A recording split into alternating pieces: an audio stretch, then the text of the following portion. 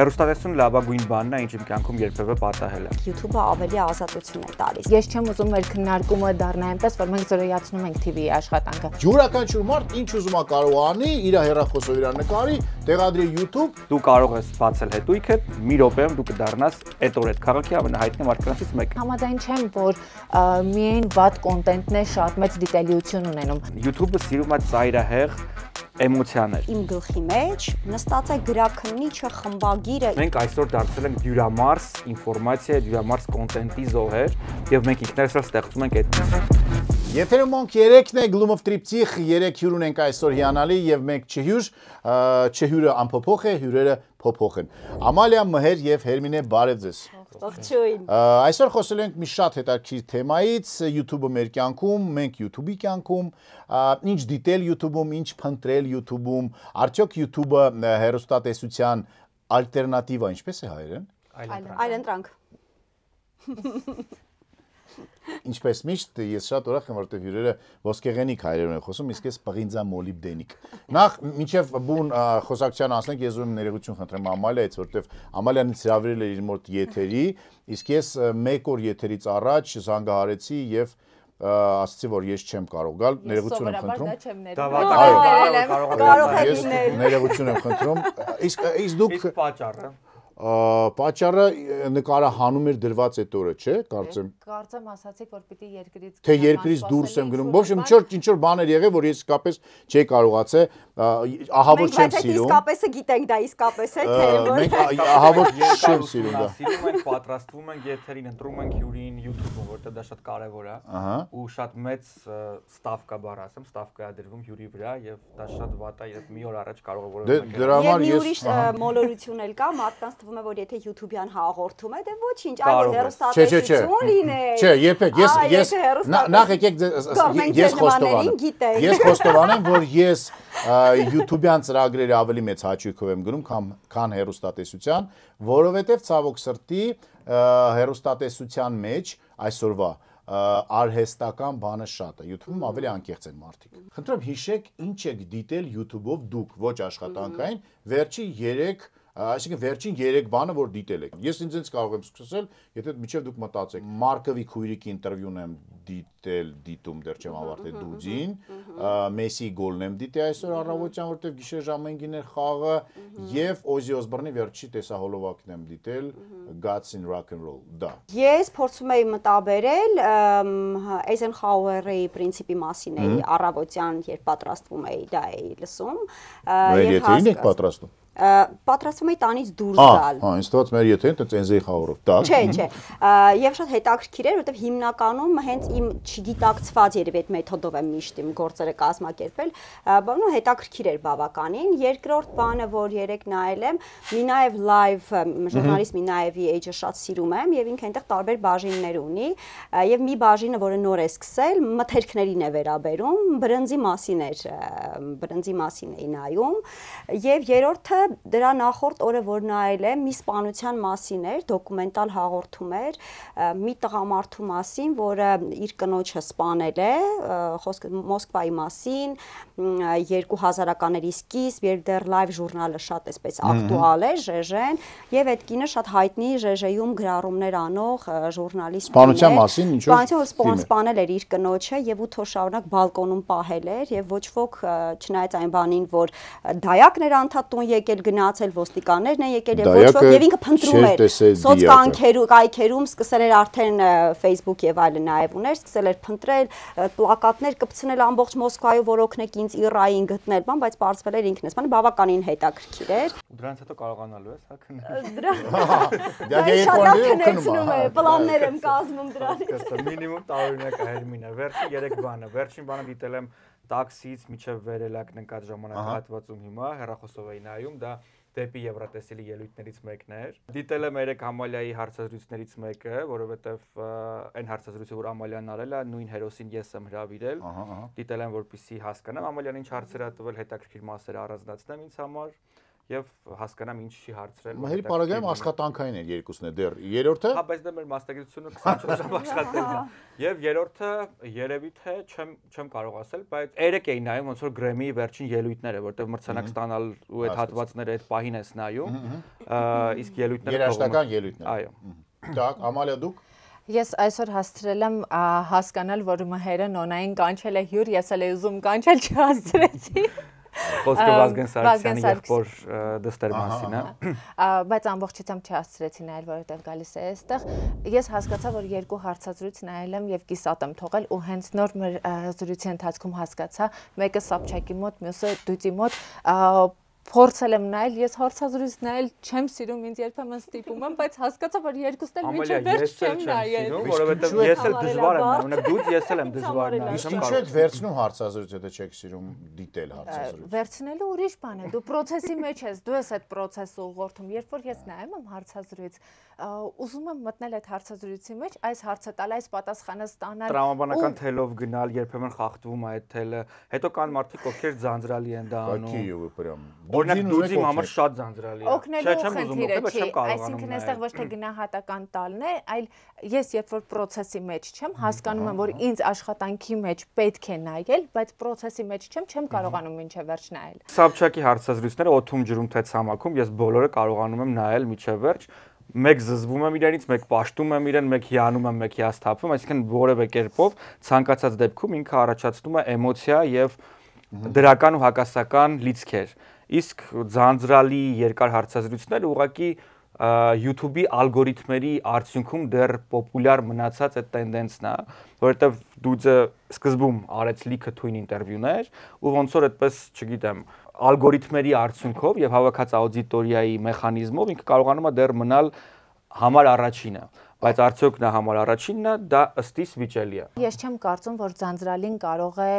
մնալ երկար, որովհետև եթե մարդիկ չեն ուզում դիտել, իրենք կիսատ են թողնում եւ դա հակառակը շատ մեծ ու շատ վատ ազդեցություն է ունենում ալգորիթմների վրա։ Ես կարծում եմ նման հաղորդումները միշտ պայմանավորված են հյուրով։ Եթե հյուրը ավելի շատ մարդու է հետաքրքիր, միշտ էլ ավելի շատ է դիտում։ Հա, չէ, ես լրիվ հակառակն եմ կարծում։ Օրինակ ես Դուձի վերջին շրջանի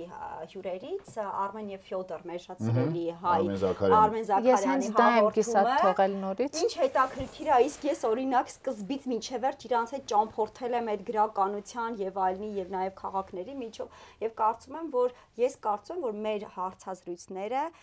կան հյուրեր, որոնք մենք անում ենք մեզ համար, որովհետեւ իրենք իսկապես մեզ են հետաքրքիր եւ կան հյուրեր, որոնք մենք գիտենք, որ ավելի լայն զանգվածների են հետաքրքիր եւ ելներով ալգորիթմներից եւ շատ տեխնիկական հարցերից մենք հրավիրում ենք նաեւ մարդկանց, որոնք միշտ չէ որ մեզ այնքան հետաքրքիր են, որ այ ես կկանչեի եւ իրան մի ժամ կզրուցեի։ Բայց ես մի կարևոր նկատառում անեմ, էլի իմ կիսատ թողնելը պայմանավորված չէ հարցազրույցը տանելու ոճով, այսինքն կարող են շատ պրոֆեսիոնալ մարդիկ լինել, ես պարզապես չեմ սիրում լսել երկու ուրիշ մարդկանց զրույց, ինձ դա հետաքրքիր չի։ Ես կարող եմ հիմա ձեր երկուսի զրույցն էլ լսեմ, կեսից անջատվեմ զրույցից մասնակից։ Այսինքն այսպես խնդիրը որևէ կերպ անձերով չի պայմանավորված։ Ներկաներս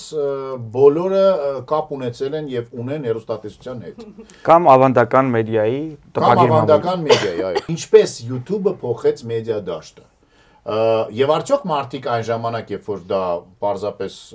անհասկանալի ինչ որ բան էր, բոլորի համար մտածում են, որ սա այսպես կլինի եւ YouTube-ը կդառնա այսպիսի մեծ մաս մարդկանց կյանքի։ Ես եթե դեմ չեք, Մհերի հետ կապված մի հետաքրքիր բան ասեմ, որ այսօր առավոտյան էի ուսումնասիրում, ու երբ Մհերի էջը մտա նայելու համար, երբ իր առաջին տեղադրումները YouTube-ում են։ Ընդունված է համարել, որ հայկական YouTube-ի հարցազրույցի ժանրով հաղորդումներ առաջինը ես եմ արել, որովհետև ժամանակագրությամբ, որովհետև նաև հաղորդումները, որոնք արվում էր հեռուստատեսության համար, Մհերը դեռ այն ժամանակ 13 տարի առաջ հասկացել էր ինչ է կատարվում մեդիա դաշտում եւ տեղադրել էր իր YouTube-ի հարթակում։ Ինչքան ճկուն է եղել, որ դեռ այն ժամանակ 13 տարի առաջ պատկերացրել է, որ գալու է մի ժամանակ, որ YouTube-ը լինելու է շատ ավելի պահանջված, քան հեռուստատեսությունը։ Եվ կապելով դա վերջերս իմ եւ Արամ Չախոյանի զրույցի հետ, երբ Արամն ասեց, դե ես օրինակ ես YouTube բան չեմ պատկերացնում, ասի Արամ, ուշ չի։ Քո նման մասնագետները կարծում եմ պետք է ինչ որ մի պահից սկսեն YouTube հարթակները օգտագործել։ Ինչու՞։ Հարցը այստեղ Մհերը չի, հարցը այստեղ Արամը չէ, ես չեմ եւ Ամալյան չէ։ Հարցը այստեղ այն է, որ ես կարծում եմ, որ հենց մասնագետները պետք է այդ հարթության, այդ տիրույթը նաև վերցնեն, որ հեռուստահանդիսատեսը կամ հետևորդը որակյալ կոնտենտ ունենա։ Եթե ոչ մենք, եթե չաներ Մհերը դա 13 տարի առաջ, եթե չանի Արամը հիմա 30 տարի հետո, եթե չանենք մենք Ամալիայի հետ, ապա ով պետք է դա անի։ Այնքան անողներ կան։ Բայց լավ անի։ Ես դրա համախոհ հարաբերական չէ, լավ նույն։ Ես պատմությունը պատմեմ։ Հեռուստատեսությունը լավագույն բանն է, ինչ իմ կյանքում երբևէ պատահել է։ Եվ ես շատ երկար երազել եմ հեռուստատեսությունում աշխատելու համար, սովորել եմ պետհամալսարանի ժուրնալիստիկայում, տպագիր մամուլում եմ աշխատել երկար տարիներ եւ շատ դժվար ու երկար ճանապարհ եմ անցել հեռուստատեսությունում կադրում երևալու համար։ Ու այդ ընթացքում ինձ թվում էր, որ որևէ այլ լրատվության միջոց կամ մեդիայի միջոց հնարավոր չէ փոխարինել այդ աֆեկտի զգացողությունը, մասնագիտական ռեալիզացվելու հնարավորությունները եւ այլն։ Եվ եկավ մի շրջան, երբ ես հասկացա, որ մեզ իսկապես այդ ցենզուրան, որը նախկինում աշխատում էր, հիմա արդեն դա դիտվում է որպես կեղծ եւ անհետաքրքիր մի բան, եթերում այլևս պիտանի չէ, բայց հնարավորություն չի էլ տալիս քայլել ժամանակի հետ կամ հետաքրքրել մարդկանց։ Այդ ընթացքում ես վարում էի Լոս Անջելեսում առավոտյան ծրագիր, շաբաթը 5 անգամ եւ ամեն առավոտ ստիպված էի արթնանալ ժամը 7-ին եւ գնալ դուք ինքներդ էլ վարել եք երկար տարիներ եւ գիտեք թե ինչ անիմաստ աշխատանք է դա, որովհետեւ արդյունքում դա որևէ մեկին պետք չէ առավոտյան ծրագիրը։ Հեռուստա ծրագրի մասին։ Այո։ Հա, որտեվ ռադիոյին պետք է։ Հա, իսկ հեռուստատեսությունը որևէ մեկին պետք չէ, որովհետև որևէ մեկը նստած չի նայում կամ այդ պահին չի սպասում այդ հաղորդմանը, դու ամեն օր անում ես ահռելի մեծ աշխատանք, բայց դրա պիտանելիությունը պարզապես անպիտան մի բան է եւ հեռուստա ղեկավարներն էլ այդ շոուները պահում են պարզապես գովազդ տեղադրելու կամ հատուկ բրենդեր կան, որոնք առավոտյան ծրագրերին են սազում, մի խոսքով քեզ օգտագործում են յուրաքանչյուր առավոտ ոչ հաճելի նպատակներով։ Եվ ես միաժամանակ սկսեցի արդեն հարցազրույցի ժանրի հաղորդումներ եւ հասկացա, որ դա ավելի շատ է դիտվում YouTube-ում, ավելի շատ գովազդատու ունի այդ հաղորդումը, քան ամբողջ հեռուստատեսությունը վերցված։ Եվ այդ ընթացքում հեռուստա ղեկավարները ինձ առաջարկեցին հաղորդումը տեղափոխել հեռուստատեսություն, ես հրաժարվեցի եւ ինձ հեռացրին աշխատանքից։ Ես հասկացա, որ իմ նախագիծը աշխատել է եւ արդյունքում առաջ եկան դաշտում արժանի եւ հետաքրքիր հեղինակավոր լրագրողներ, ովքեր սկսեցին անել հարցազրույցներ եւ ստեղծվեց community, այսինքն համայնքը հայկական YouTube-ի, որի համար ես շատ ուրախ եմ։ Առաջին հերթին YouTube-ը բերեց ազատություն, որը հեռուստատեսությունը որպես այդպեսին չուներ։ Այսինքն, եթե մարդկանց կհետաքրքրի, ես երևի թե 2016 թվականին Live-Room-ի ձևաչափը առաջարկեցի TV-ներից մեկին, անունը չեմ տա, որպեսզի լինի ամեն ինչ նույնն էր, բացի այն, որ ես կադրում չէի լինելու, որովհետև այն ժամանակ ես չէի պատկերացնում, որ կարող եմ լինել կադրում։ Չէի սիրում, նույնիսկ երբ որ տարիներ շարունակ ես որպես լրագրող աշխատում էի կադրից դուրս, ինձ հրավիրում էին որևէ հաղորդման, ասում էին ներողություն, ես եթերային մարդ չեմ։ Բայց հիմա որևէ մեկը հայկական YouTube-ը չի պատկերացնում առանց քեզ կադրում։ Այդ շատ ինքնաբերաբար ստացվեց, բայց այն ժամանակ օրինակ նախագծին չհավատացին այդ անկեղծությանը եւ այլն չհավատացին։ Տարիներ անց նույն հեռուստաալիքը առաջարկում էր, որպեսզի Live-Room-ը լինի իր եթերում, որը չեղավ, այսինքն Live-Room-ը մնաց իմ ալիքում։ Այստեղ կլորիկ գումարներ առաջարկում էին։ Չէ, կլորիկ գումարներ չեն առաջարկում, որովհետև Փառք Աստծո իմ հաղորդումը իր գովազդատուներով, YouTube-ի դիտումներով կարողանում է ինքն իրեն բավականին լավ պահել։ Դե դա ակնհայտ է, բոլորը նայում են։ Հեռուստատեսություն անգամ դիտում են միայն YouTube-ում։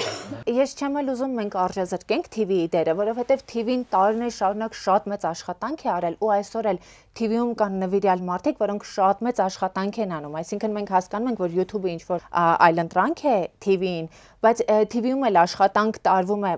ես չեմ ուզում մեր քննարկումը դառնա այնպես, որ մենք զրոյացնում ենք TV-ի աշխատանքը։ Պարզապես կան մարտահրավերներ, որոնց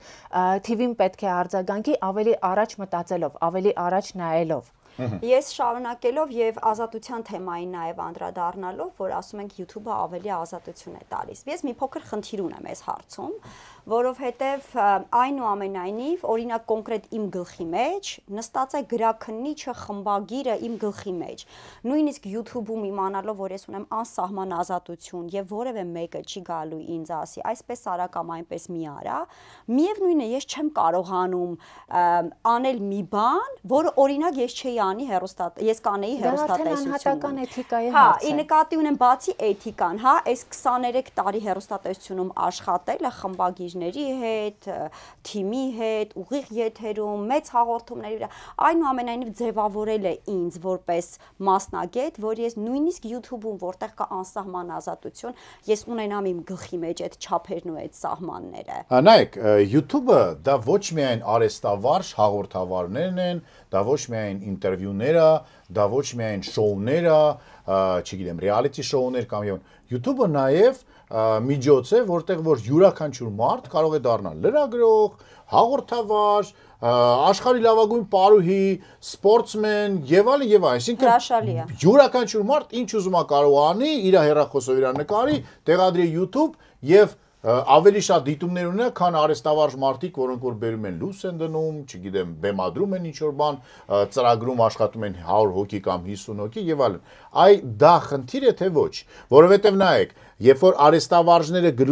դուրս են գալի հեռուստատեսությունից, հասկանալով, որ այնտեղ այն ազատությունը չկա, որը որ կա YouTube-ում, կամ միևնույն է այնտեղ այնքան դիտող չկա, որքան կա YouTube-ում, կամ եթե YouTube-ում ավելի շատ գումարներ կան եւ ֆինանսական ազատություն ավելի շատ, քան հեռուստատեսությունում, երբ որ արեստավարժն է գալիս YouTube ինչ-ինչ պատճառներով, դա պարզ է եւ հասկանալի է։ Նա շարունակում է իր գործունեությունը ուղղակի ընտրելով այլ հարթակ։ Իսկ երբ որ սիրողական տարիքը կապ չունի, սեռը կապ չունի, ազգությունը կապ չունի,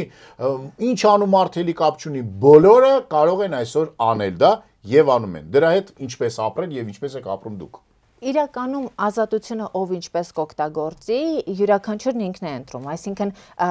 ինչ վերաբերվում է այն նորմերին, որոնք պետք է պահել YouTube-ում, իսկ գույցն է այդպիսի նորմեր ներողություն։ Տեսեք, օրինակ լրագրության մեջ կան էթիկայի կանոններ։ Ես, Մհերը, Հերմինեն, մենք ուզում ենք YouTube-ում լինենք, ուզում ենք մեր տանը լինենք, որտեղ ուզում ենք լինենք, մենք այդ որոշակի նորմերը պահելու ենք։ Հայկական լրատվամիջոցները, լրատվականները ոչ այդքան են։ Ոչ բոլորը, բայց էթիկայի սահմանների մեջ իրենց կան նաև շատ լրատվականներ, որոնք պահում են,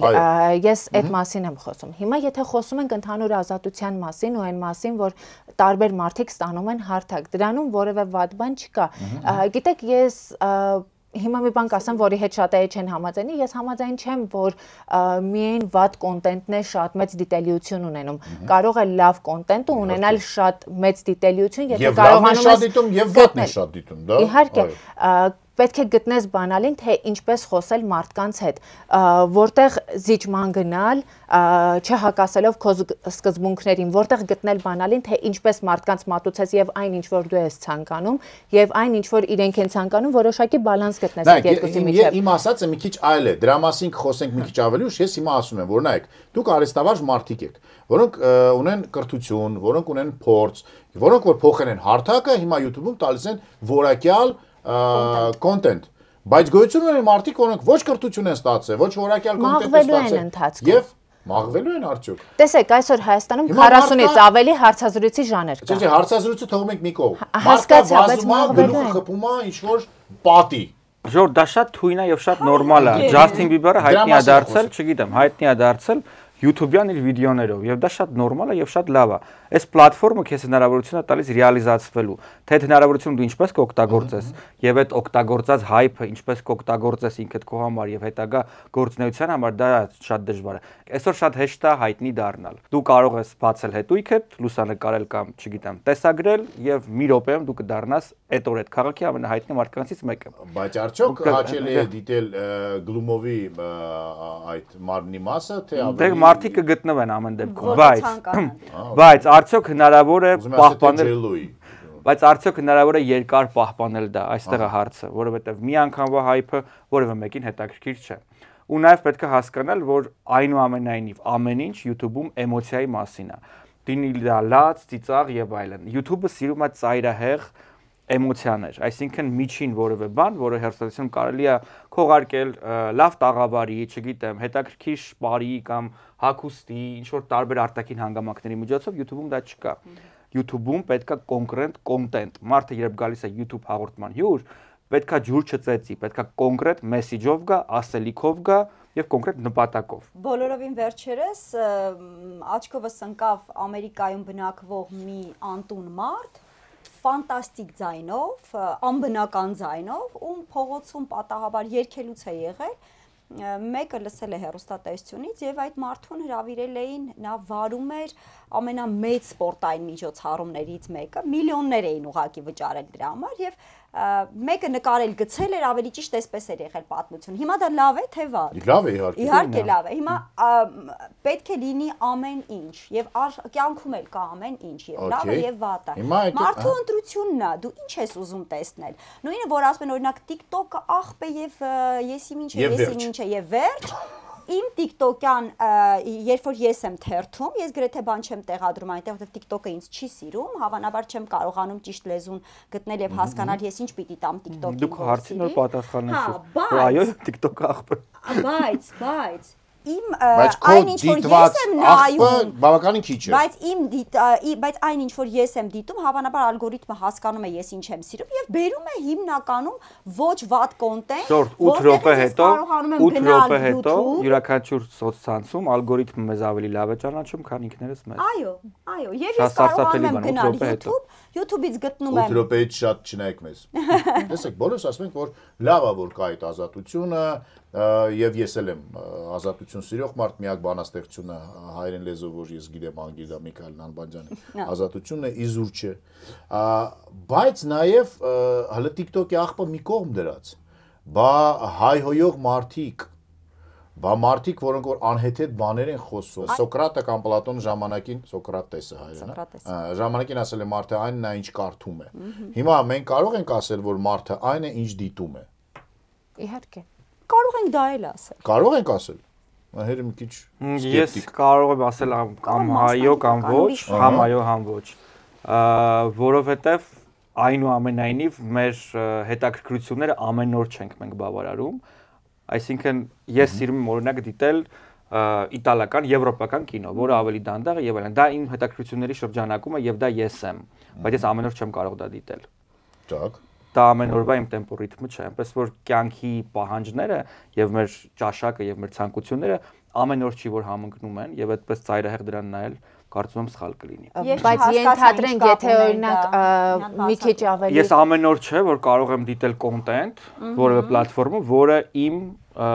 մասնագիտական կամ մարդկային հետաքրքրություններն է բավարարում, որովհետև կան, օրինակ կա լրատվություն, որ ես պիտի դիտեմ, որովհետև ես բանական մարդ եմ, պիտի տեղեկացված լինեմ։ Հա չէ, օրինակ այն հայհոյող մարդկանց դիտում եք։ Բայց միևնույնն է չես։ Ինչի համար։ Որովհետև կա հատված իրենց կոնտենտում, որ ինձ հետաքրքիր է նախ որպես սպառող, երկրորդը մասնագիտորեն կարևոր է տեղյակ լինելու համար ինչ է կատարվում դաշտում։ Այդ մարդիկ ովքեր որ հայհոյում են, արդյունքում անում են աշխատանք, որ այդ պահին կարևոր է։ Օրինակ այդ հայհոյող մարդկանցից մեկը վերջերս զանգահարել էր օպերա եւ բալետի ազգային ակադեմիական թատրոն եւ ճշտում էր այդ ազգային բառի հետ կապված հանգամանքը տնօրենից։ Դա որևէ լրատվության միջոց այդ պահին չէր արել։ Ինձ հետաքրքիր էր իմանալ տնօրենի կարծիքը։ Տնօրենի կարծիքը ես իմացա այդ հայհոյող մարդու կոնտենտից, որ ինձ համար որպես սպառող այդ բանը կարևոր է։ Մի շարք նոր հայհոյանքներ։ Չէ, իսկ դուք գիտեք որ դա լինելու է, թե ուղղակի նայում եք։ Ուղղակի վերնագրից հասկացա, որ այդ մարդը ունի հեռախոսազանգ, այդ մարդուց եւ նայեցի, այդ բանը դա ինձ օգուտ տվեց։ Ես նայեք, մենք ապրում ենք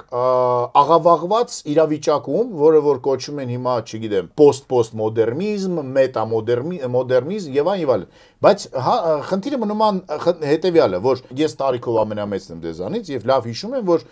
երրորդ մասում մեծացած տղան իրավունք չուներ որևիցե կնոջ հարևանությամբ հայհոյելու, որտեվ դա կունենար մեծ հետևանքներ բոլորի համար։ Եվ մարդիկ ունեին սահմաններ, կարմիր գծեր եւ այլն գաղափարներ ինչ որ թույլատրելի արժեքներ։ Այո, կինը երբեք չէր թույլ տա իրեն այլ անծանոթ տղամարդու մոտ կամ անգամ ընտանիքի մեջ ինչ որ ձև արտահայտ։ Այսօր ամեն ինչ լսում ես, ամեն ինչ ընկալում ես եւ ամեն ինչ ընդունում ես։ Դա էլ է սխալ։ Եվ դա YouTube-ում կա։ Եվ ոչ միայն ռուսերեն, անգլերեն, ֆրանսերեն, իսպաներեն, այլ նաեւ հայերեն։ Մեր երեքի ասածն էլ այն է, որ ցանկացած մարդ այդ անսահման, անծայրածիր տիրույթից ինքն է ընտրում ինչ դիտել։ Ինչպես YouTube-ում, այնպես էլ կյանքում կա ամեն ինչ, եւ այդ հայհոյողը, եւ այդ չհայհոյողը։ Ընտրություն անում ես դու։ Ընտրություն անում ես դու։ Մհերը ինչ որ բանից համաձայն չի։ Ես ընդհանրապես դա չէի վերագրի YouTube-ին, որովհետև ես դա վերագրում եմ եւ դա փաստ է, որ այդ փոփոխությունը, հեղափոխությունը արեց Facebook Հայաստանում։ Այդ հայհոյանքները ինքն է արտահայտվելու, ինքդ քո կարծիքը գերագնահատելու, անպատասխանատվության զգացմունքը, այո, այդ բարձի թողի վիճակը եւ այլն անարխիա մի բառով եթե կարող ենք ասել։ Իսկ անարխիան կարգին բան է, որ խորանում ես, անարխիան դա չի։ Ինձ թվում է։ Դե գրաքննության բացակայությունը որտեվ Կրապոտկինը դրա մասին չէր մտածում։ Այնուամենայնիվ այդ անարխիայի մթնոլորտ կա եւ եղել է Facebook-ում եւ դա փոխեց հասարակությունը։ Այդ սոցիալական կայքը չէր կարող չփոխել հասարակությունը, որտեղ բոլորը ավելի շատ ժամանակ անցկացնում էին այնտեղ, քան փողոցում։ Եվ ձեր նույն ասած երրորդ մասի փողոցի կյանքը պարզապես իհարկե հեղափոխվեց Facebook-ի միջոցով եւ դրա միջոցով աշխարհի տարբեր երկրներում լինում են հեղափոխություններ, հասարակությունը փոփոխվում է, արժե համակարգն է փոփոխվում, գլոբալիզացվում է եւ այլն։ Եվ դրա արդյունքում, այո, YouTube-ում հայտնվեցին կոնտենտ, որ իր մեջ պարունակում է հայհոյանք, բայց դա վերագրել YouTube կարծում եմ որ սխալ է։ Դա ընդհանուր համացանցին կարելի է վերագրել, բայց մենք այս առումով ընդհանուր արժե համակարգի խնդիր ունենք հիմա, որովհետև այ նկատառումը որ դուք արեցիք, օրինակ իմ նախկին գործընկերներից կան մարդիկ, այ դա օրինակ ես չեմ ընտրել, բայց ես երբեմն մտնում եմ Facebook, ինչու դադարեցի մտնել Facebook, որովհետև իմ նախկին գործընկերներից, որոնց հետ մենք աշխատել ենք, իրենք երբեք որևէ դեպքում թույլ չէին տա իմ ներկայությամբ հայհոյել, հայհոյանքով գրում են որևէ գրառում են անում եւ ես մտնում եմ Facebook դա ակամայից արդեն տեսնում ես ու նույնիսկ եթե ես իրենց հետ գաղափարապես համաձայն եմ ես դադարում եմ իրենց հետևել այսինքն այս առումով մենք արժե համակարգային խնդիր ունենք որ մարդիկ դադարել են մտածել, որ օրինակ դա կարող է կարդալ իրենց մայրը կամ մայր, քույր, սա դնենք մի կողմ։ Կարող է կարդալ մարդ, որը չի սիրում հայհոյանքով խոսել, չի սիրում հայհոյանք լսել, բայց պարզապես մտել է Facebook եւ դուք իրար հետ մի վայրում աշխատել եք, այնպես էլ չի որ հատուկ քեզ հետևում է։ Ընդ որում տարիներ առաջ, երբ որ փողոցով քայլեիր, կողքի տղամարդը չէր հայոյի։ Հիմա մենք այդ խնդիրն էլ ունենք։ Եթե դու ականջակալներով չես, կարող ես քայլել եւ լսել որևէ մեկի հայհոյանքով խոսակցությունը։ Դա ցավոք սրտի դա YouTube-ի հետ կապված չի։ Եթե Facebook-ում կարողանում ես ընտրել եւ մաղել մարդկանց, ում գրածը չես ուզում տեսնել, փողոցում չես կարող։ YouTube-ում կոմենտների տեսքով արդեն սա մի փոքր դժվար է վերահսկելը։ Հատկապես ես կարծում եմ Ամալյանն էլ Մհերն էլ կհամաձայնեն, երբ այդ վատ կոմենտները, հայհոյանքները հնչում են հյուրիդ հանդեպ։ Սա ինձ անօգնական է օրինակ դարձնում այս բանը։ Դե կոմենտների մասին որովհետև կարծում եմ, որ մի հատ չափի զգացում կա, որ մարդիկ իսկապես այդ ամենաթողություն ասենք, հա, ավելի ճիշտ չասենք անարքայդրեն, ամենաթողության մեջ են ընկնում եւ այլևս հաշվի չեն առնում, որքանով դիմացինի զգացմունքներին կվնասեն, կդիպչեն, այսինքն այդ չափի զգացումը կորել է իսկապես։ Եկեք այսպես բան հասկանանք։ Դե պարզա որ Ամալյան եւ Հերմինեն համոզված են որ ոչ, մայր դուք ձեզ ինչ որ բան թույլ եք տվել եթերում, որի համար զղջում եք, ամանչում եք։ Այո։ Կարող բարձրաձայնել։ Օրինակ YouTube-ում կա հաղորդում, թողարկում, որը ես հատուկ չեմ ջնջել,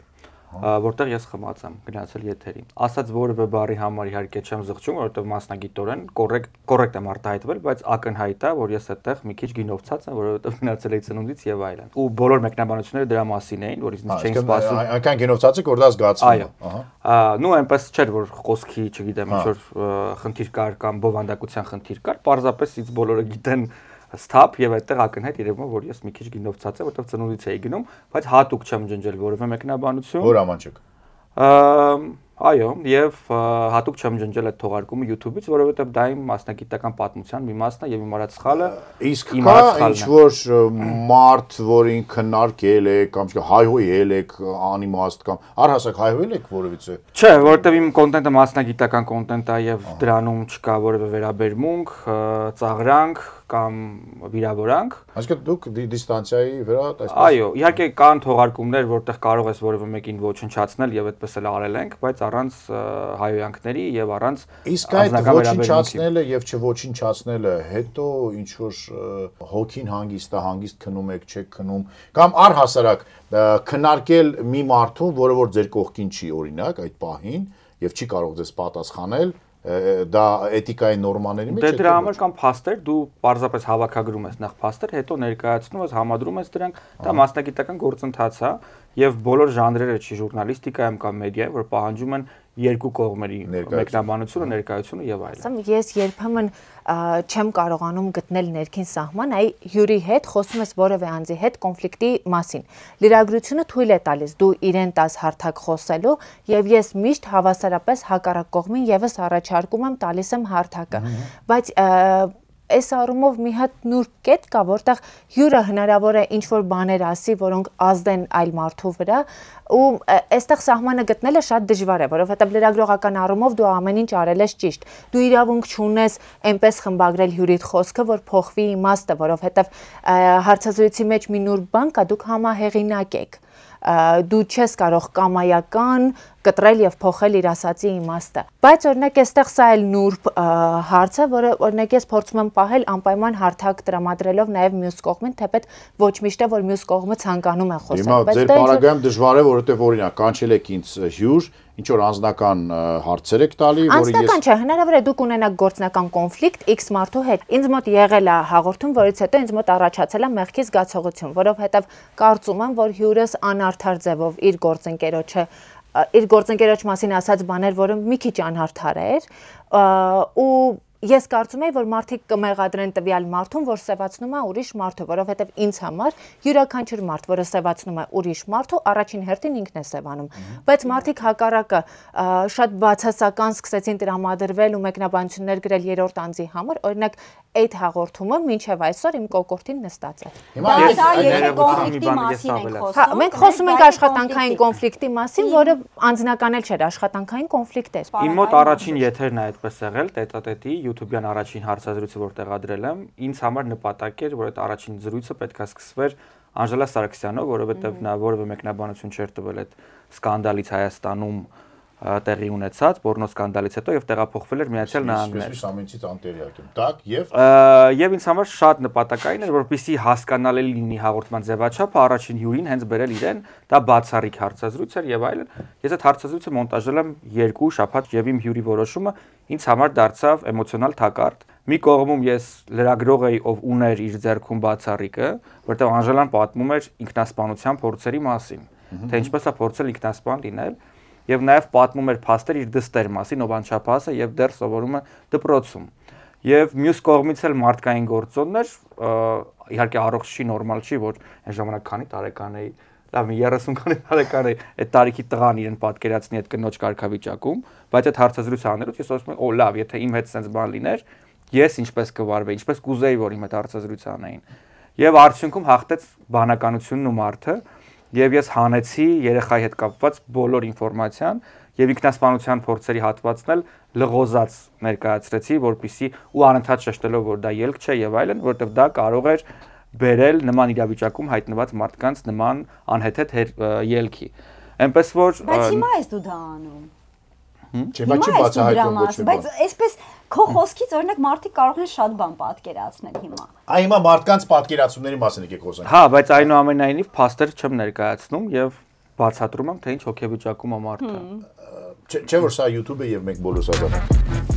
Իսկ կոմենտ գրողները ովքեր են։ Նրանք էլ են համահեղինակներ։ Նրանց Ես համահեղինակ կարդում եք, չեք կարդում։ Համահեղինակ չեմ, բայց ակտիվ կողմ են։ Ակտիվ կողմ են, որոնց մասին դուք մտածում եք ծրագիրը պատրաստելու ժամանակ, ձայնագրելու ժամանակ, մոնտաժ անելու ժամանակ։ Տեսեք, ձևավորվում է որոշակի համայնք։ Ձևավորվում է լսարան, որը քո գաղափարակիցներն են այդ մարդիկ մեծ մասամբ։ Այ օրինակ ինձ մոտ շատ հաճախ լինում է, որ հյուրը գալիս է, ասում է, բայ քեզ մոտ 90% դեպքերում դրական մեկնաբանություններ էր ու ուրիշ տեղերում նման խնդիր չի լինում։ Այսինքն տենց խորանում են, հələ մեկնաբանություններն են Իհարկե, կարդում են եւ իհարկե ինձ մոտ էլ առանձին դեպքերում լինում է, որ բացասական գրում են, բայց դա ավելի քիչ է։ Այսինքն ամեն դեպքում այնտեղ չեմ ասում 100%-ով, բայց մեծ մասամբ հավաքվում են մարդիկ, որոնք քո գաղափարակիցն են, որոնց դու հետաքրքիր ես։ Իհարկե, որքան լսարանդ մեծանում է, այնքան կարող են լինել նաեւ մարդիկ, որոնք քո գաղափարակիցը չեն, պարզապես նայում են որ քննադատեն եւ այլն, բայց ամեն դեպքում լսարանին ընդհանուր առմամբ կարող ես ճանաչել։ Վերջերս օրինակ իմ հյուրը չեն սպասումի նոր հաղորդավարը Վահան Միրաքյանն էր, ասում էր, որ իրեն քննադատում են շատ գրական խոսքի համար։ Ինձ մոտ մեկը շփոթվի մի բառ ավելին ասի, մի քիչ երբեմն ինձ նույնիսկ նկատողություն են անում այրով խոսելու համար, կամ ինչ որ մեկը շփոթվի մի քիչ կենցաղային լեզվով խոսի, այ դա կդառնա քննարկման ալիք։ Այսինքն ըստ էության յուրաքանչյուր ալիք ձևավորում է իր լսարանը։ Ինչ որ միտեղ կարող է գրական խոսքը խնդիր լինել, մի ուրիշ տեղում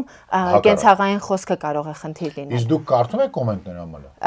Այո, ես ընդհանուր առմամբ աչքի անցկացնում եմ մեկնաբանությունները եւ եթե կա հայհոյանք, ես մեկնաբանությունները ազատ եմ թողնում, բայց եթե կա հայհոյանք, ես դա ջնջում եմ, որովհետեւ իմ տիրույթում, իմ ներկայությամբ ես թույլ չեմ տալիս հայհոյել։ Եւ ես որևէ մեկին մարդել չի կարող գրել, այնպես է ջնջում։ Կարող է իհարկե, բայց ամեն դեպքում տեսնում է, որ դա ջնջվում է, որովհետեւ բացասական կարծիքը ես չեմ ջնջում, բայց այ հայհոյանքը ես թույլ չեմ տալիս մարդի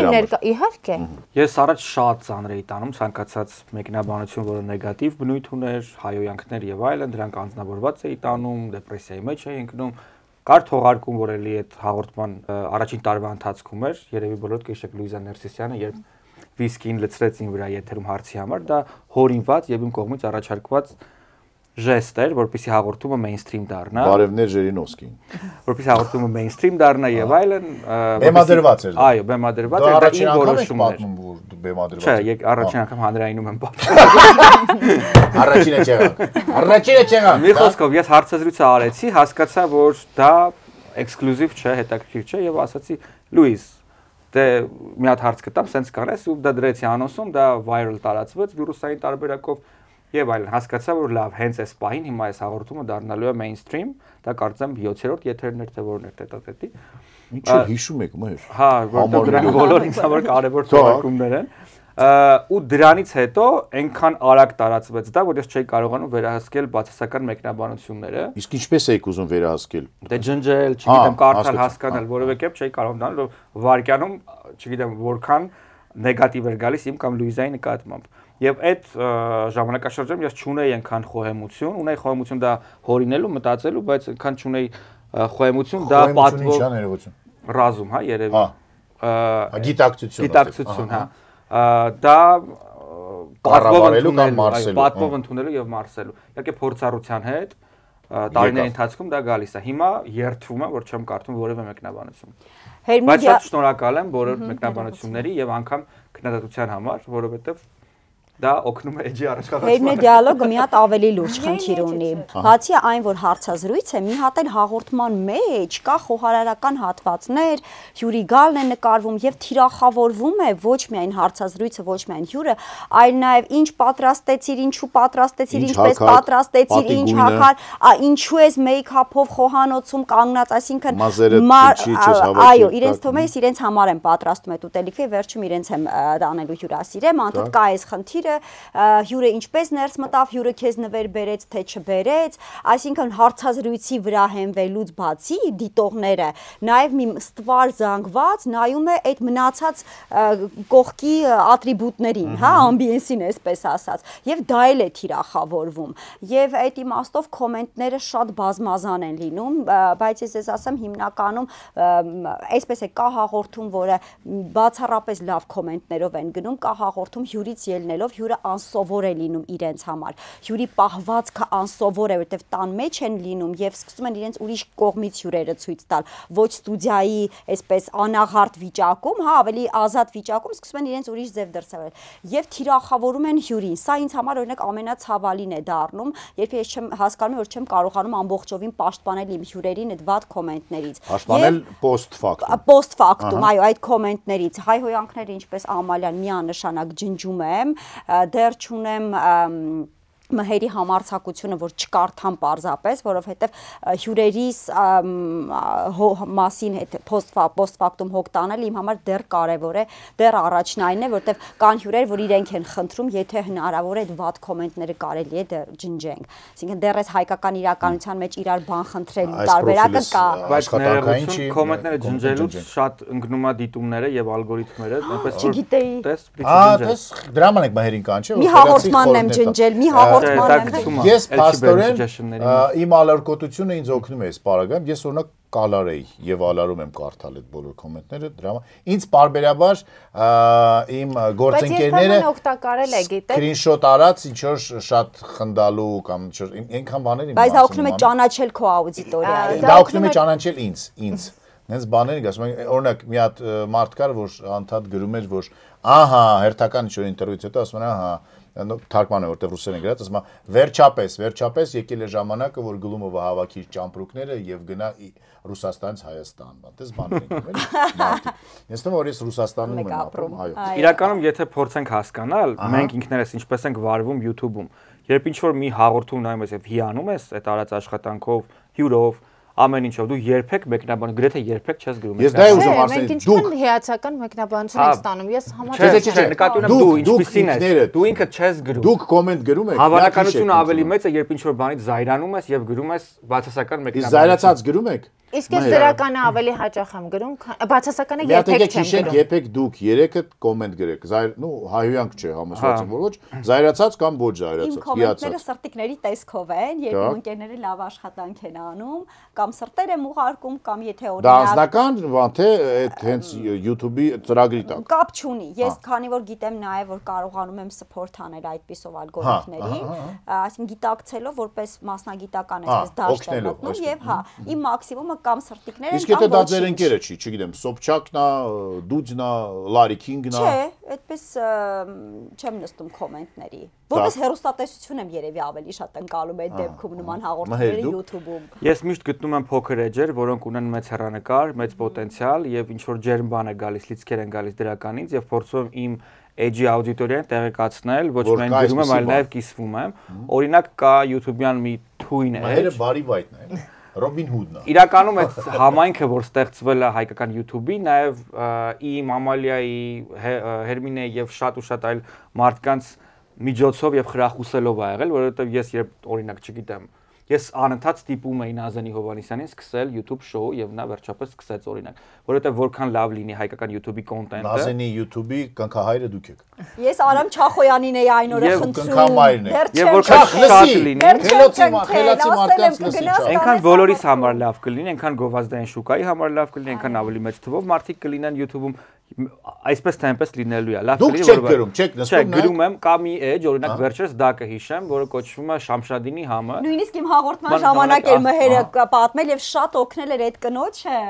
Այդ կինը ապրում է Շամշադինում եւ իր կոնտենտը հետեւյալն է, ինքը գնում է գոմ կթում է եւ ցույց է տալիս թե ինչպես է այդ կովի կաթով իր երեխաների համար ովքեր դպրոցից շուտով կգան, ամուսինը աշխատում է կարծեմ հրշեջ, ինքը աշխատում է բուժքույր, գնում է իր սկեսրոջ տուն, ցույց է տալիս այնտեղ ինչպես են ապրում, իր մայրական հայրական տուն է գնում, շրջում է գյուղով, հետաքրքիր պատմություններ է պատմում, ահա որ համով եւ հետաքրքիր կոնտենտ է, վատ նկարած, շատ փոքր գրեթե բացակայող բյուջեով, բայց ինձ շատ հետաքրքիր է, որ այդ էջը հիմա շատ պոպուլյար է դարձել, որովհետեւ ես ինչ որ կիսվեցի իմ էջերում, վստահ եմ ուրիշ մարդիկ էլ երևի կիսված կլինեն, Հերմինեի մոտ պատմեցի եւ իմ հաղորդման տակ երբ հյուրն է իրա, հիմնական մեկնաբանությունները այդ կնոջ մասին էին, եւ ես ուզում եմ որ նմանատիպ կոնտենտ, որոնք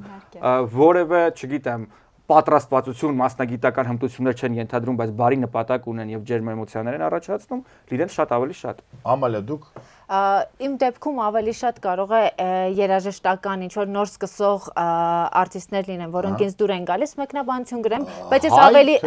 չէ, հայ, բայց ես ավելի ակտիվ եմ նման հարցերում Instagram-ում, այսինքն YouTube-ում, որ ասեմ շատ մեկնաբանություններ եմ գրում եւ այլն, հազվադեպ, օրինակ հիշում եմ, որ Սարգիս Գրիգորյանն սկսում էին շոու, իրենց ինչ-որ այդպես փոքրիկ սփորթի համար ինչ-որ մեկնաբանություն արեցի մեջում, կիսվեցի, ես էլ իրենց էի ասում, որ անպայման YouTube-ը ապագան է, այնտեղ նախագիծ արեք եւ այլն եւ այլն։ Ես ավելի ակտիվ եմ օրինակ Instagram-ում նման դեպքերում, կարող եմ նկատեմ գործընկերներիցս մեկը ենթադրենք գովազդ է արել, դա կարելի է օգնել, որպեսզի առաջ գնա։ Նմանատիպ հարցերում ու առհասարակ դրական մի բան տալը, որպեսզի այդ մրցակցային դաշտը ավելի པարզ լինի, որ մենք որևէ մեկս որևէ մեկի հետ չենք մրցակցում։ Ես ու Ամալյան վերջերս արեցինք մի էքսպերիմենտ, որը collaboration արեցինք, այսինքն նկարեցինք մի հարցազրույց 2 ժամանոց։ Հարցազրույցի առաջին հատվածը 1 ժամը ամենահետաքրքիր հարցի վրա ստոպ տալով տեղադրեցինք առաջին օրը ինձ մոտ եւ երկուսով էինք զրուցում եւ հաջորդ օրը մարդիկ մի օր սպասեցին այդ հարցի պատասխանի համար, շարունակությունը տեղադրեցին Ամալիայի էջում, որպեսզի մարդկանց պարզ լինի եւ հասկանալի լինի, որ հայկական YouTube-ը մեկը մյուսի հետ չի մրցակցում, այլ մեկը մյուսին օգնելով փորձում է ստեղծել համայնք։ Դե գիտեք ինչ, հայկական YouTube-ը մարդիկ շատ դեպքերում նմանացնում են մնացած բոլոր հայկական բաների, որ մարդիկ ավելի շատ պետք է իրարից զզվեն եւ չսիրեն, բայց արի ուտես որ հայկական YouTube-ում այլ կերպ են մարդիկ իրար վերաբերվում։ Ես շատ կուզենայի իսկապես այն բոլոր մարդիկ, հատկապես եթե հեռուստատեսությունում աշխատել են, հմտություններ ունեն կամ գուցե չունեն, բայց ունեն ասելիք, անպայման չվախենան այս YouTube հարթակից։ Ինքան մարդ կա, որ աշխատել է, բայց հմտություն չունի։ Ես հիշում եմ դեռ 18 թվականին ես անում էի մի հատ հաղորդում, որը կոչվում էր Life is Beautiful in Armenia եւ Հայաստանն էի բացահայտում։ Այսպես ջիպով նստում էի գնում էի Կալավան, դա գինետներ էիր գնում։ Կալավան գյուղ էի գնում այդ Կալավանում չգիտեմ, օրգանական մորի դաշտերն էի ցույց տալիս, հետո գնում էի այն թանգարանը, որտեղ ուսումնասիրում էի, այսպես մի 20 էպիզոդ հաղորդում էի նկարել։ Եվ չէի պատկերացնում այդ հաղորդումը ես ուր պիտի դնեմ, ճիշտն ասած։ Սա շատ հետաքրքիր պատմություն է ինձ համար։ Ինչպես եք նկարել, այսինքն ռեժիսորներ, օպերատոր, ամեն ինչ, բոլոր կանոններով, սցենարով, KPP կազմելով, դե ես սկսեցի անձնական իմ միջոցներով անել, որտեվ ես միևնույն է ամեն շաբաթ Ինչի համար եք անում, որ չգիտեք ու։ Հետո երրորդ հաղորդումից ինձ միացավ միջազգային UNDP ընկերությունը, որը փաստորեն support էր անում գյուղերում տարբեր մարդկանց, որ գաստրոբակեր բացեն, որ արդեն կարծես թե վերջ, սա կարևոր չէ, կարևորը այն է, որ ես այդ հաղորդումները անում էի, ես չգիտեի դա ուր դնեմ, ես սկսեցի տեղադրել պարզապես Facebook-ում, շատ սիրեցի, սկսեցի նայել եւ այլն, եւ այն ժամանակ ես չունեի այդ գրագիտությունը, որ ասեի լավ, մի րոպե ինչի մասին եմ մտածում, արի բացեմ YouTube-ի ալիք, ճիշտ ձևով գրագետ եւ տեղադրեմ այդ տպավորություն ա եղել, եթե անկեղծ կարող եմ ասել, դու աշխատում էիր հանրային հեռուստաալիքում եւ անում էիր էթնոգույներ հաղորդումը, որը, որը շատ հետաքրքիր եւ կոլորիտային էր, ցույց էր տալիս Հայաստանում ապրող էթնիկ խմբերի կենցաղը, գյուղական կյանքը եւ այլն։ Ինձ թվում է հեռանալով հեռուստացույցից դու փորձեցիր անել նույն բանը, ավելի հետաքրքիր։ Ես դա անում էի կեսգիշերնանցի ժամանակ։ Ես վարում էի հանրային հեռուստաընկերությունում կեսգիշերնանցը։ Այո, ես եւ Արտուր Բախտամյանը եւ առանձին ինձ համար նկարում էի Life is Beautiful-ը, որը տեղադրում էի Facebook-ում։ Էթնոգույներ չէր, ազգային համեր, որը հետո սկսեցի վարել։ Ու ես չգիտեի ինչ անեմ այդ մատերիալի հետ։ Ես ուր պիտի սա հիմա դնեմ։ Ես սկսեցի դնել Facebook-ում։ Հիմա իմ սխալը, որ չկրկնեն, բոլոր այն մարդիկ ովքեր ուզում են։ Մի վախեցեք, այո, բացեք YouTube-ում ձեր ալիքը։ Հիմա արդեն բոլորը հասկանում են, որ YouTube-ում կարելի է տեղադրել։ Ժամանակին դա այդ մի քայլ առաջ մտածելու տարբերակն է։ Ամենասկզբից ալգորիթմներից մի քիչ խոսեցինք, հիմա եկեք հասկանանք։ Ներկաներից մենակ Մհերն է, ինձ թվում է, թե Ամալյանն է միգուցե, ես ու Հերմինեն այդքան չենք խորացել, ես вообще չեմ խորացել։ Իմ թիմն է անում, YouTube-ի համար ալգորիթմները եւ այլն եւ այլն։ Ամալյան ավելի լավ գիտի, քան ես իրենից։ Հա, Ամալյանը խորհրդատուն է։ Հիմա դուք որպես այո, Ամալիա եւ Մհեր։ Որ ես ինքս ինձանով սկսեցի անել ու հիմա բոլորին Հիմա այդ ալգորիթմները եւ այլն, դա գործիք է, որի օգնությամբ կոնտենտ արտադրողը կարող է շատ ճիշտ ձևով օգտագործել իր կոնտենտը։ Բայց ես հիմա չեմ ասում տեխնոլոգիաների մասին, ինձ չի հետաքրքրում թե ինչպես է դա աշխատում, որտեվ դա պետք է իսկապես մասնագետները դրա մասին խոսեն եւ այլն։ Ես ում հասկանամ, ստեղ շուն ու պոչի պատմությունն է։ Պոչն է կառավարում շանը, թե շունը կառավարում է պոչը։ Դուք կախված եք նրանցից, թե նրանք են կախված ձեզանից։ Ես մի տարօրինակ բան ասեմ, բոլորի մոտ տպավորությունն է, որ ես շատ լավ տիրապետում եմ ալգորիթմներին, որովհետեւ չէ, ներկաների։ Ես իմ ասեմ, ամեն ինչ սկսվեց նրանից, որ ես չէի տիրապետում ալգորիթմներին եւ կան մի շարք մարդիկ, որոնք Հիմա ասեմ ինչ է վերջ, տեսեք, կան մի շարք մարդիկ, որոնք զբաղվում են YouTube-ի առաջ խաղացմամբ եւ այլն, իրենք ասում են մի շարք կանոններ, որոնք իմ համեստ կարծիքով չեն աշխատում։ Ինչու՞։ Ես ի սկզբանե ես հաղորդումներ անում էի Ether-Time Live-ի ալիքում, ուղղակի հաղորդումները upload էի անում, ոչ hashtag էի դնում, որևէ բան չէի անում եւ դրանք շատ ուժեղ աշխատում էին։ Հետագայում ես սկսեցի աշխատում են, այսինքն ունեն դիտումներ։ Իմ առաջին հաղորդումը ունեցել է 200,000 դիտում։ Իսկ ո՞րն է ամենաշատը։ Մոտ 1 միլիոնի կհասնի Ռազմիկ Ամյանի եւ Ինա Խոջամիրյանի հարցազրույցները։ Ներողություն, Մհեր ձերը։ Իմն էլ գրեթե 1 միլիոն է, դա Տիգրան Ասատրյանի հարցազրույցն ով պատմում Արամ Ասատրյանի բոլոր սկանդալների եւ մահվանից հետո կտակի։ Արամ Ասատրյանը դա Արամ Ասատրյանի որդին է։ Այսինքն այստեղ առաջին անգամ պարզապես պատմում են մահվան վարկածները, որդու կորուստը եւ համարյա 1 միլիոն։ Ձերը Սոֆի Դևոյանի եւ Թորնուհու Սոֆի Կրծեր Սոֆի Դևոյանի հանդիպումն է մոտ 300,000 Հերմնե դիալոգը համեմատած Մհերի եւ Ամալիայի նոր էջ է եւ մաքսիմում այս պահին հետևորդների թիվը ի տարբերություն իմ ընկերների որ հրաշալի ցուցանիշներ ունեն դեռ 25,000 է 3 է դարձել 25,000 Շնորհավորում ենք շուտով կլինի 100 կստանաք ձեր առաջին տախտակը եւ մնացած բոլորը ձեռքները պիտի գլխից դնեն Տակ Կան ինչ-որ կանոններ, որոնք մեզ թելադրում են, բայց այդ կանոնները միշտ չէ, որ աշխատում են։ Աշխատում է կոնտենտը։ Ես միշտ ասում եմ, երբ որ ինձ զանգում են խորհրդի համար, ասում եմ, ստեղծեք կոնտենտ։ Եթե հետաքրքիր լինի մարդկանց աշխատելու է, ես կարող եմ ունենալ հարցազրույց, որը շատ մեծ դիտումներ չունենա։ Իհարկե ինձ մոտ մինիմալ թվեր է այնքան եմ, որքան գուցե ուրիշների մոտ մաքսիմալ թվերն են, բայց պետք է ստեղծես կոնտենտ։ Հակառակ դեպքում որևէ ալգորիթմ քեզ չի օգնելու։ YouTube-ը այնքան խելացի է, ես մի հաղորդում ունեմ, որտեղ հյուրի հարցում շատ է սխալվել։ Այնքան խելացի է, մարդիկ կամ խելացի են, թե դա ծրագիր է։ Կարծում եմ, որ դա ծրագիրն է, որովհետև ես մի հաղորդում ունեմ, որտեղ հյուրի հարցում շատ է սխալվել, շատ տափակ էր հյուրը, այսպես ասեմ։ Այսինքն ընտրությունը հյուրի։ Այո, ես չէի կարծում, որ այդքան անհետաքրքիր կլինի, բայց նույնիսկ ինձ համար էր անհետաքրքիր։ Դե ինձ համար էլ անհետաքրքիր էր, նույնիսկ հարցազրույցի տևողությունը բավականին կարճ է, YouTube-ին Չէ, դա հակառակովն է։ Ես ուղղակի սիրում եմ ղժժալ մարդկանց վրա, դրա համար իսկ դա այ Այդպիսին է գլումով, այո, տակ։ Բայց օրինակ մարդիկ, քանի որ հյուրը անհետաքրքիր էր, մարդիկ այդ հաղորդումը մինչև վերջ չէին նայել եւ YouTube-ը ինձ նամակ էր գրել։ Գուցե այստեղ ձեր աբլոշկան կամ գլխագիրը չի համապատասխանում իրականությանը, որովհետեւ ի տարբերություն ձեր մյուս հաղորդումների, այս հաղորդումը մինչև վերջ չեն նայել։ Ծանոթում ես, ես կյանքում YouTube-ի տերը։ Պատմություն։ Համապատասխան բաներ են ու։ Եվ Այսինքն համակարգը, եթե դու չհետաքրքրես մարդկանց, համակարգը շատ արագ հասկանում է, որ մարդիկ չեն նայում եւ դա ալգորիթմը հենց դա է, դու հետաքրքրում ես, շարունակում ես հետաքրքրել, չէ՞։ Իսկ հնարավոր է, որ դու գիտականորեն մոտենաս այդ ամեն ինչին, ամեն ինչ ճիշտ ավելի հաշվարկես, ընտրես ճիշտ հյուր միջին, ընտրես ճիշտ հագուստ, ճիշտ լուսավորում, ինչն է այդ ալգորիթմները որն է։ Ալգորիթմը ըստիս աշխատում է, նայեցին, հետաքրքրում է, կոնտենտը, Ժոտ Ամալյան կարճ կոնկրետ մի բառով ասեց, կոնտենտը, եթե լավ բան ես տալիս, ուզում է դա հեռախոսով նկարածել լինի, ուզում է դա մթության մեջ լինի, եթե դա բացառիկ է, անկեղծ, ամենակարևոր գործոնը։ Բոլորը կարծում են, որ մեր հաղորդումները սկանդալային են։ Ոչ, մեր հաղորդումները սկանդալային չեն, մեր հաղորդումները անկեղծ են։ Եթե դրանում կա սկանդալ, անկեղծորեն մարդիկ խոսում են սկանդալի մասին։ Եթե դրանում կա լացելու բան, մենք միասին նստում ենք, հյուրի հետ զռում ենք։ Ես լացում եմ երբեմն հյուրի հետ, որովհետև դա ինձ հուզում է, որովհետև դա անկեղծ է։ Դա անկեղծ էմոցիա է ձեր լացելու։ Օրինակ դեպքեր է եղել, ես իմ YouTube-ով զբաղվող թիմին խնդրել եմ ինձ տան որոշակի մարդկանց փնտրելու համար, ինչպես են ցուցանիշները, հա, որքան բարձր են նրանց ռեյտինգները YouTube-ում, որտեղ որքան հյուրի ռեյտինգը բարձր է, թվում է թե քո հաղորդումը պիտի Ուրեմն քանի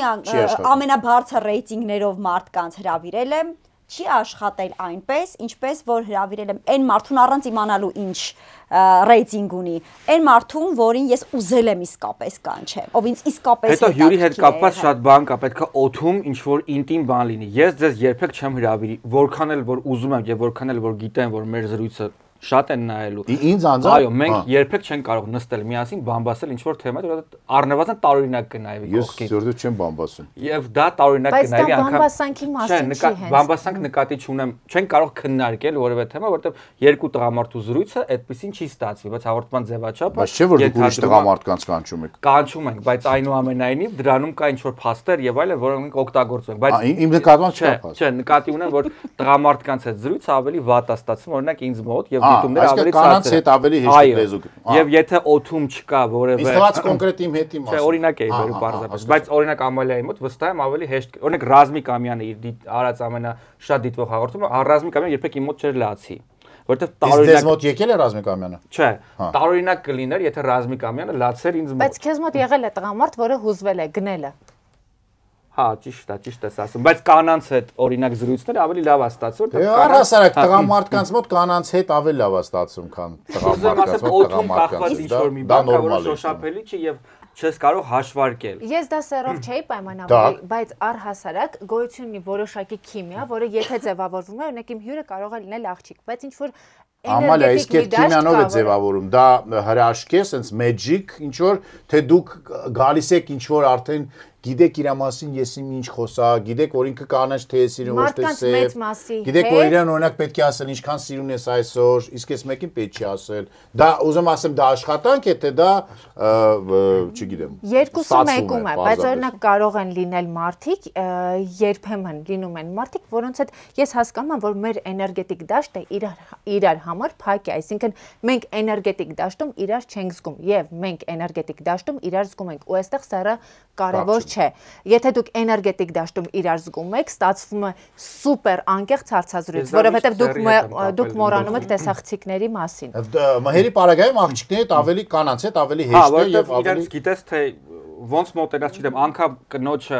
զրույցից առաջ ուղարկել դիմահարդարման եւ վարսահարդարման եւ հետեւից մեքենա ուղարկել, դա արդեն ծաղիկ նվիրել եւ այլն, դա տրամադրում է, որպեսզի զրույց ավելի լավ ստացվի։ Տղամարդու դեպքում այդ հանգամանքները չգիտեմ ինչպես բայց օրինակ հարցազրույցները չկտրած զմերուկ են օրինակ իմ դեպքում ինձ են ծաղիկ բերում ես գիշերն անցը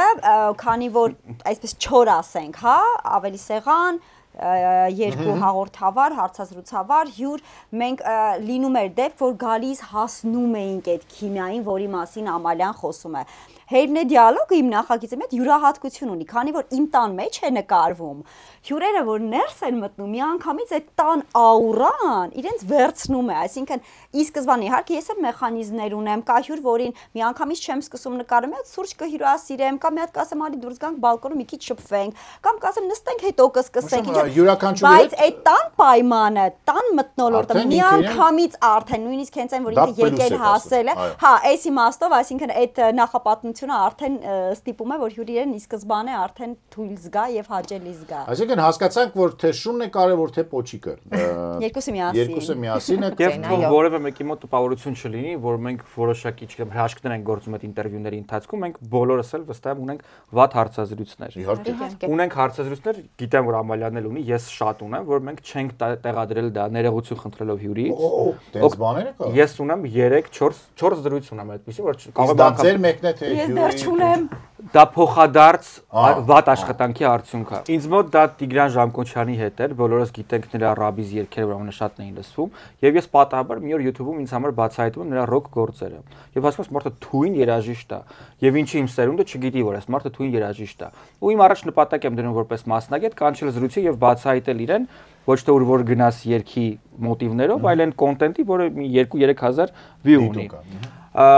Ու պես մտածելով, զանգելով, պայմանավորվելով ինքը իհարկե իրեն շատ շոյված զգաց եւ այլն, եւ այդ մարդը գալիս է ինձ մոտ հյուր եւ ես հասկանում եմ որ մենք չենք կարողանում իրար հետ զրուցել, որտեղ այս մարդը պատրաստ չի կարողանում, չգիտեմ, կես սովորական հասարակ մարդ է, իմ papayi նման մեկն է, ով չի սիրում տեսախցիկների առաջ խոսել։ Չկարողացաք նրան խաբել։ Չկարողացա բացել, չգիտեմ, որ այստեղ տեսակ։ Անկամ մի փոքր վիսկին որևէ կերպով չօգնեց եւ այլն, հասկացա որ այս մարդուն վնասելու եմ։ Նույն դեպքը տեղի ունեցել Եկչուի Նարայի հետ, ով ասել էր հանրայինորեն, որ ինքը հաղթարել է քաղցկեղը, եւ ես փորձեցի, որովհետեւ քաղցկեղը շատ տարածված է, կանանց պարագայում, երբ հայտնի մարդ է հաղթահարում քաղցկեղը եւ լավ արդյունք է լինում, դա 10000-ավոր մարդկանց կարող է օգնել, հույս տալ եւ այլն։ Չստացվեց այդ զրույցը, որովհետեւ այդ կինը տրամադրված չէր խոսել իր ապրումների մասին, եւ ես կարող էի հուսալքել մարդկանց, ովքեր ասում են դրա մեջ, որը դա իհարկե մեծ եւ ցավալի խնդիր է իրականում։ Ես միգուցե քանի որ ձեր նման արհեստավար չեմ, չկարողացա ճիշտ ձևակերպեմ։ Դուք եք ստեղծում կոնտենտը, դուք եք կառավարում եւ չեք մտածում թե ինչ կլինի, թե այն մարդիկ, որոնք որ ձեզ դիտում են, եթե այդ view-ները ավելացնում են եւ այլն, նրանք են ձեզ թելադրում, ինչ ում հետ խոսեք, ում կանչեք, ինչպես ձեզ պահեք, ինչպես վարվեք, որ սկանդալն է հետաքրքիր, որ անձնական կյանքի պահն է հետաքրքիր, այդ դա է ուզում ավելի շատ հասկանալ։ Ես օրինակ մի կանոն ունեմ իմ գլխի մեջ, որ եթե օրինակ 4-5 հաղորդում հրավիրում եմ մարդկանց, ովքեր պահանջված են, 6-րդ հյուրին ինձ թույլ եմ տալիս Վիգեն Ավետիսին հրավիրել, օրինակ, որը որ ձեզ է հետաքրքիր։ Որը որ ինձ է հետաքրքիր։ Եվ կարող է հետաքրքիր հրավիրել, մի կինոռեժիսորի հրավիրել, թատրոնի դերասանի հրավիրել, որովհետև ես էլ պիտի իմ պահանջները բավարարեմ հարցազրույցաբարի։ Մհեր ինչ ունեք ավելացնելու այստեղ։ Ես ինձ առաջ դրել եմ նպատակ, որ գտնել մարդկանց, ովքեր մոռացված են եւ իրենց կյանքում կա մեծ դրամա եւ պահանջ ինքնարտահայտվելու եւ որոշակի ժամանակաշրջանի սիմվոլ են իրենք եղել եւ այլն, այդպես հաղորդումների շարք կա եւ Ամալիայի հետ դա շատ երկար քննարկել ենք, որ ժամանակ առ ժամանակ անենք նման թողարկումներ, որովհետեւ դա հենց իրենց էլ է պետք մարդկանց, ովքեր մոռացել են որոշակի հասարակության համար նոստալգիայի եւ այլն։ Եվ վերջում շատ կարճ, եկեք հասկանանք, ինչպես եք դուք տեսնում հեռուստատեսության եւ YouTube-ի մոտ ապագան։ Իսկ թվում է արդեն այդ ապագան եկել է, որտեղ հեռուստատեսությունն ու YouTube-ը, չասենք YouTube, հա, հեռուստատեսությունները յուրաքանչյուր արդեն ունեն իրենց YouTube-յան ալիքը։ Ընդ որում շատ մեծ ներդրում են անում, որպեսզի դա զարգացնեն։ Այո, այստեղ տարանջատել այլևս երևի թե հնարավոր չէ, միասին են, հա, ավելին Instagram-ն էլ է այդտեղ միասին, Facebook-ն էլ է արդեն միասին, հեռուստատեսություն եւ ինտերնետ։ Հեռուստատեսություն եւ այո, համացանց, ես կարծում եմ, որ բոլոր այն հեռուստատեսությունները, ովքեր ժամանակին համընթաց են քայլում, ռադիոն է արդեն կարելի ասել այդ ամեն ինչի մեջ, եթե համընթաց են քայլում ժամանակին, ապա չեն կարող իրականությունից կտրված լինել, չեն կարող YouTube-ից առանձին լինել, չեն կարող Instagram-ից առանձին լինել։ Դե հիմա իրենք դա հասկացել են, շատ մեծ ռեսուրսների ներդրում են անում դրա մեջ, բայց օրինակ եթե ես Մհերը, Հերմինեն այդ ամեն ինչը ստեղծել ենք մինիմալ ռեսուրսներով, երբեմն ես որոշ TV-ների կողմից խանդ եմ նկատում, օրինակ, հա, ինչ որ մարդու թույլ չեն տալիս գալու հարցազրույցի, որ կգա մեր ալիքի հարցազրույցին ու նման բաներ երբեմն այնպես ինչպես կգային, եթե Ամալիայի մոտ։ Բայց օրինակ այդ խանդի դրսևորումը լինում է, բայց օրինակ ես դրանից ուրախանում եմ, որ մենք մինիմալ ռեսուրսներով դուք տեսնեք։ Ես հասկացա, կա մարդիկ, որ ձեզ մոտ չեն գալի, որովհետև օրինակ պետքա գնալ այսինչ հեռուստաալիք։ Ինչքով է իրենց արգելում։ Օրինակ պայմանագիր ունեմ որևէ հեռուստաալիքի հետ, այդպիսի երկու հեռուստաալիք ունենք, որոնք երբեմն թույլ չեն տալիս, որպեսզի գան հարցազրույցի։ Հեռուստաալիքներ ուղիղ խոսենք։ Դե հա բնականաբար պայմանագիր ոչ բոլորն են իրենց թույլ տալիս։ Դե օրինակ մենք ունենք մի երիտասարդ շատ լավ երգիչ, ամեն անգամ ինձ տեսնում է ասում Ամալիա ջան, ես շատ էի ուզում քեզ մոտ գալ, ասում եմ գիտեմ, բայց հասկանում եմ, որ քեզնով չի պայմանավորված։ Այսինքն թույլ չեն տալիս գալու։ Բայց այսինքն այդ խանդը որոշակի կա, բայց ամեն դեպքում իրենք շատ մեծ ռեսուրսներ են ներդնում, մենք ավելի մինիմալ ռեսուրսներով ենք այդ ամեն ինչը արել ու ուրախ եմ, որ կարողացել ենք այսօր դառնալ այլընտրանք ինչ-որ առումով։ Ես չգիտեմ, թե ինչա լինելու ապագան եւ որևէ մեկը կարծում եմ անգամ բացարձակ մասնագիտական գիտելիքների դեպքում ճիշտ կանխորոշում չի կարող անել։ Ես գիտեմ մի բան միայն, որ երբ ես դպրոցական տարիքի եմ, ես ամեն շաբաթօր վազում էի եւ գնում էի եթեր շաբաթաթերթը եւ գունավոր ֆլոմաստերով ներկում էի եթերացանցում, ինչ պետքա դիտեմ եւ սպասում եմ եւ դրանում կար մագիա, որովհետեւ դա նույնն է ինչ ռադիոյով ես քո սիրած երգը լսում, երբ կարող ես դա միացնել ամեն բար։ Դրանում կա մագիա եւ օդում կախված այդ հրաշքի գործոնը։ Դա այսօրվա YouTube-ում բացակայում է եւ դա ցավոք սրտի, այդ սրտի տրոփյունը ինչ որ բան ակնկալելու, ինչ որ կոնտենտ դիտելու իսպար վերացրել է։ Մենք այն ժամանակ չէինք կարող պատկերացնել, երբ եթեր շաբաթաթերթի որևէ ծրագիր էինք նշում, որ կարող ենք հետո քեչափի հնարավորություն ունենալ, հետալ որևէ բան դիտելու եւ այլն։ Հիմա դու յուրաքանչյուր վարքյան շատ արագ սպառում ես մի գործ, որը արվում է տասնյակ ժամերի ընթացքում միայն մտածելով, հետագայում պատրաստելով, մենք այսօր դարձել ենք դյուրամարս ինֆորմացիա, դյուրամարս կոնտենտի զոհեր եւ մենք ինքներս էլ ստեղծում ենք այդպիսին։ Դա ունի շատ լավ կողմեր եւ ունի շատ տրագիկ եւ ցավոտ կողմեր։ Ես հուսով եմ, որ այս շրջանը, երբ ընդհանուր առմամբ հայկական հեռուստատեսությունում որակվում է որպես լճացման շրջան, կսթափեցնի եւ հեռուստատեսության արտադրողին եւ YouTube-յան կոնտենտ ստեղծողին եւ արդյունքում համագործակցության արդյունքում կստեղծվի կոնտենտ, որը կփոխի հասարակության միջին ցենզը եւ որոշակիորեն կբարձրացնի հասարակությանը, այլ ոչ թե գլխին տալով անընդհատ ներքև կտանի։ Շնորհակալություն Ամալիա, Մհեր եւ Հերմինե, ես էլ եմ համաձայն Մհերի հետ, որ այդ մագիան չկա, մեկ հիշողությունի մանկությունից, ես երևի 8 կամ 9 տարեկան էի, երբ որ առաջին անգամ տեսա Դերսու Զալա ֆիլմը, Ակիրա Կուրասավայի, եւ հետո ամեն անգամ, երբ որ հեռուստատեսությամբ ասում են «А сейчас будет художественный фильм», ես նստում եմ հեռուստատեսության դիմաց ու ասում եմ «Դերսու Զալա, Դերսու»։ Տարեկան 2-3 անգամ աշխատում էր դա։ Եվ դա հրաշք էր իսկապես։ Իսկ հիմա Դերսու Զալայի համար ուղղակի պետք է գրել Դերսու Զալա եւ վերջ։ Եվ այդ մագիան մեր կյանքում կործանվել է, այսինքն YouTube-ը մեզանից խլել է այդ մագիան։ Եկեք փնտրենք, գտնենք եւ հասկանանք, որ դուք մենք իրար հետ կարող ենք ստեղծել մագիա, իսկ մարդիկ դեռ կարող են այդ մագիան զգալ։ Դա է ըստ էության ամենակարևորը։ Շնորհակալություն։ Շնորհակալություն։ Վերջ։ Քանիսն է։ 401